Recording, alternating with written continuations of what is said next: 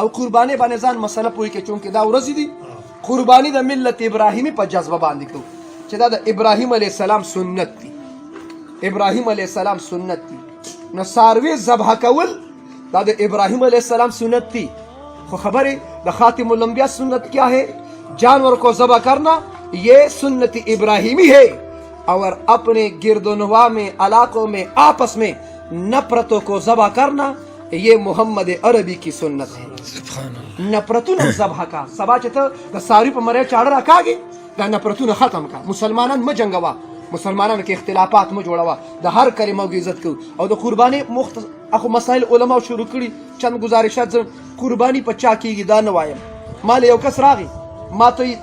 په ما قربانی کیږي 2 لک روپے قرضدارم څه خلک روي په قرض قربانی کیږي ټول سیستم پاکستان کې په قرض چلی کړه چلیږي غمونه خاده ودونه کاروبار امپورټ ایکسپورټ درآمدات بارګیننګ پراپرټي ټول سیستم په قرض باندې قربانی په قرض ماته کسو چې مفتی صاحب 2 لک روپے قرضدارم په ما قربانی کیږي ماته دا 2 لک به سو ختمي دا سیکړه وې زه به ختمم ما چې 2 لک ختمول شي 60,000 نورم قرضدار شه در باندې کیږي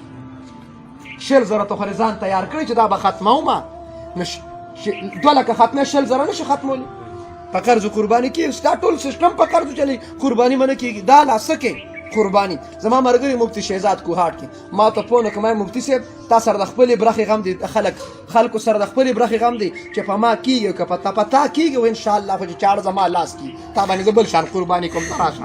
اوس دا خبرې شوي په ما کیږي که په ما نه کیږي ما مفتی عمر صاحب ته پونه کوم مفتی شهزاد ته مفتی صاحب قربانی کې ما ته یو برخه میزان لنیولي دا جذبه ده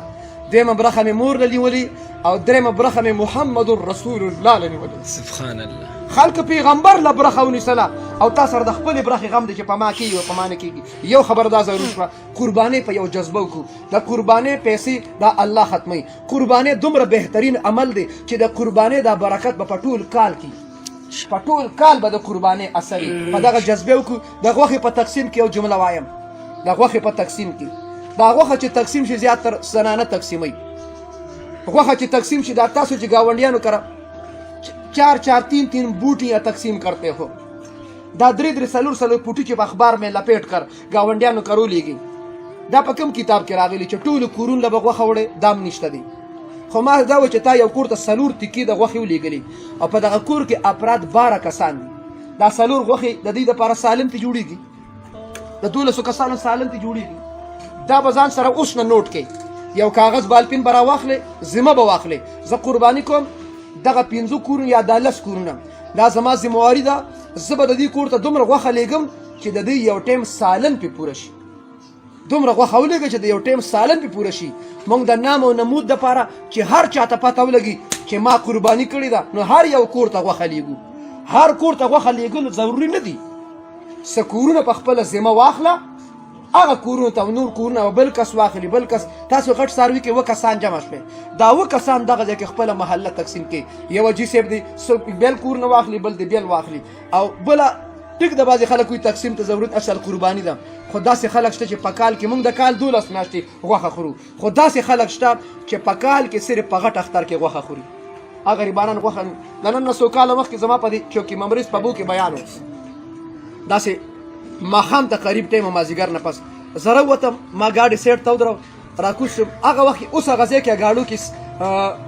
امونه خرڅېږي سیوان خرڅېده چې سیوان خرڅېده یو زنانه ولاړه ده خپله آپ بیتي وایم ښه سنی خبر نه کوم دیکھنے والی بات کرتم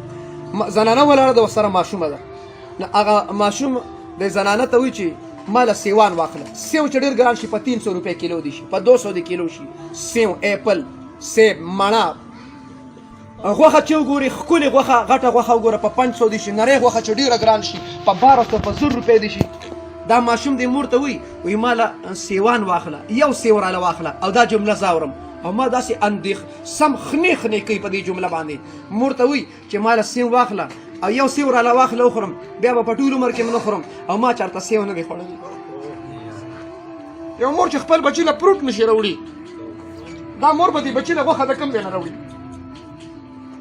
چې پروټ نشي اخیستی د 200 روپو پروټ خپل بچي له نشي راوړي دا به د 500 د 1000 روپو غوښه دې خپل بچو له کوم ځای نه واخلي ستا د قربانۍ ثواب شو تا ټول کال غوښه خوړلې، تا ټول عمر غوښه خوړلې، لږ په دې کې د غریب خیال وساته، د بېوسو خیال وساته، د یتیمانو خیال وساتئ. دې تقسیم کې زموږ ستاسو تقسیم زنانه کوي، ماشاءالله جزاکم الله، زنانه تقسیم کوي. دا واک او اختیار تا هغې له ورکړي. نو کم از کم په خپله ذمه څه کورونه واخلو، دومره یو ټایم غوښه ولیږو چې د یو ټایم سالن پې جوړ شي. ضروري چې دا چاته وښیي چې موږ قرباني کړې ده. دا چند ګزارشات مې ذکر کړل. بل د میونسپل کمیټې او د بهبودي د طرف نه چې کوم اعلان اکثر کېږي، کله چې قرباني وکړي دا کچره خلک بار وغورځوي، دا ځای په ځای د نالو مخې ته د کور مخې ته پرتی. نو ګور دې نه بیمارۍ هم جوړېږي، ګندګي هم جوړېږي. یو سړی به ځي پوزه به پټوي. زما ستا دا ډیوټي نه ده چې مو کو چپای بس آگے چلتا بنے. بس زما ستا ډیوټي ده چې کوم ځای کوړه کرکټ کچره وه هغه یو ځای جمع کول او بار لرې غورځول. نو قربانۍ چې دا کم ګند دي دا هم یو محفوظ ځای ته رسول چې هغې لپاره علاقه کې یو ځای مخصوص شي هلته رسول. په دا خبرو باندې اکتفا کوم.